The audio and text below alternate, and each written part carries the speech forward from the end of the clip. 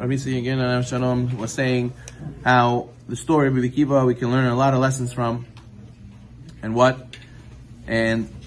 Yonavi came to give them chizuk. He taught them how to be happy with their lot. After they got married, Rachel asked Rabbi Akiva to keep his promise and to go learn Torah. The problem was, Rabbi Akiva didn't even know Hebrew.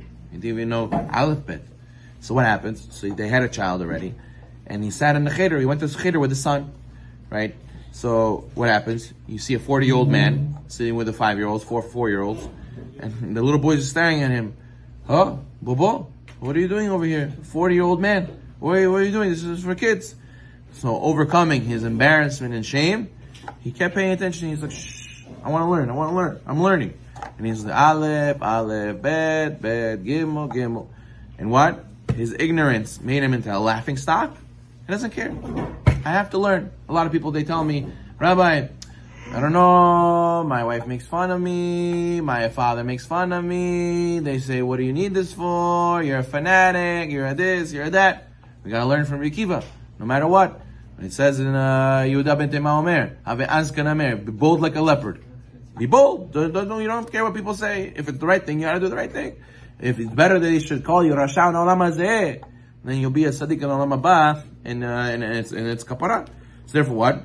He eventually, Rabbi Akiva, he couldn't take it anymore. He says, this is very difficult. He cried to his wife Rachel. So she said, bring me 2 donkeys. I'm going to give you chizuk. Bring me 2 donkeys. So then what happened? She took a wooden board and put it on each donkey. A piece of wood on top of each donkey. Then she put some soil on the board and she planted seeds.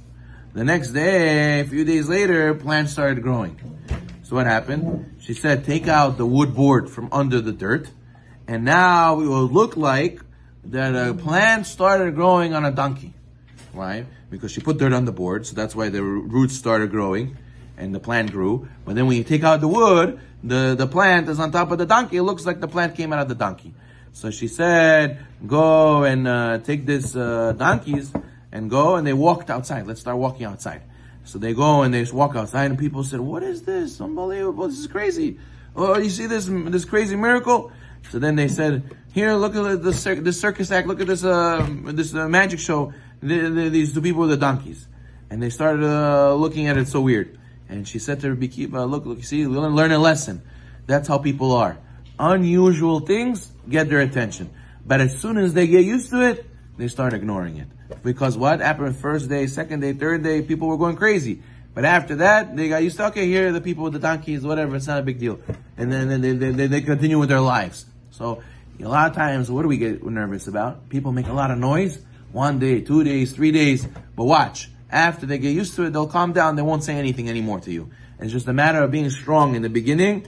All beginnings are difficult. If you make the big change, and you stick to it, and they see that you're growing, and it's good for you, and you're happy, they'll be happy for you. A lot of times people say, I'm not making a mixed wedding. I'm not doing no mechitza. I'm doing a mechitza. No, God forbid, it's going to be boring. What is this? Why would you want to make separate wedding?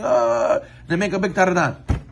But after a few days, they calm down. Or after they go to a few chupot, a few weddings, and they saw that it was not mixed, and it was very joyful, right? They were enjoyable, so then they calm down. Person has to be willing to be able to endure the storm for 1 or 2 days, just the beginning, just the hype, and then it calms down, just like everything else. The hype can be for good, and then it dies down. You have to constantly reawaken it. Hype could be for bad things, and also dies down. So therefore, a person has to not be nervous.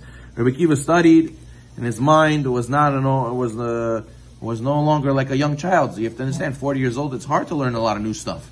And Rabbi Akiva wasn't seeing so much fruit in his learning. It was very difficult to absorb. So what did he do? He said, you know what, maybe I should give up Torah, go back to the sheep. It's better to be a shepherd. And one day he's contemplating, thinking maybe I should tell my wife this is not for me. Then he saw the famous story. He saw a rock with a hole in it. And he said, who made this hole in the rock? And he realized it's a drip every day of the water. Now, if you take one drip of water, does it make a hole in the rock? No. If you take 1,000 drops, 1,000,000 drops, 10 million, 1,000,000,000,000 drops, it makes a hole. How? If one drop cannot make it, so how can many drops make? How can many drops make a hole in the rock? Good. One after the other, after the other, after the other. A lot of people, they can get hype, They say, yeah, Rabbi, let's start a new Gemara. Rabbi, let's start a new class. Rabbi, let's start a new program. Rabbi, let's do this, let's do that. They get all excited. Until the first traffic. They put 1, 2 drops. Rabbi, where's the hole in the rock? We put 2 drops. He said, hey, you put 2 drops. You think you're going to make a rock? You need to do 10 million drops. Every single day, day in, day out, no, like a clockwork. Then you're going to start seeing big changes. Huge. You're going to destroy a rock. Even a rock you could break with the water. Why? Because it's a drop after another drop, after another drop, after another drop, another drop. People, a lot of times, they give big push in the beginning. Like I told you, there's hype for bad, there's hype for good. They may hype it up, yeah, this shul's the best, this program's the best, this shiur is the best, this is the best. And then what? After 3 days, you don't see that. No commitment. That's the problem. Rabbi Kiva learned, to be great in Torah, you need commitment. You do the same thing for 20 years, you're going to see it changed into Adam Gadol. You go to yeshiva. Even people go to yeshiva today, after high school. They go for 1 year, even for 1 year. But day in, day out, they're learning and they're exposed to the air of Israel and they see big people and they hear big chidushim. 1 year of exposure for that, changed person. How? It wasn't one day. He wouldn't pinpoint and say, oh, on this day I changed completely because of one shiur. No, it was a culmination of so many things. For a year straight, they changed them. So therefore, a person has to learn to be dedicated, to stick to a thing, not for, in a business. And they say, yeah, 1 week you'll turn over your whole business. No, you make a new business plan, you give it 6 months, you give it a year, you give a turnover rate, you give a turnover date, to give it really the new factors to play their part. Same thing with your life, same thing with your neshama. You need to give dedication, drip after drip after drip, and you'll see thousands upon thousands of drops. Then you'll start seeing, so Rabbi Kiva says, if thousands of drops can make a hole in a rock, then of course Torah can go and make a hole in my heart and my head. He went home, and we know the story of how he became the Rabbi Kiva, 12,000 disciples. If he would have gave up, if he wouldn't pass this test of following the hype train, if he wouldn't give up and say, I'm not motivated. Sephardic people have this problem all the time. And they're very emotional. It works? It works in the beginning, it works. Doesn't work, it's not for me. No, you gotta push through. If Rabbi Kiva wouldn't push through, we would have no Rabbi Kiva today. Baruch Na'olam.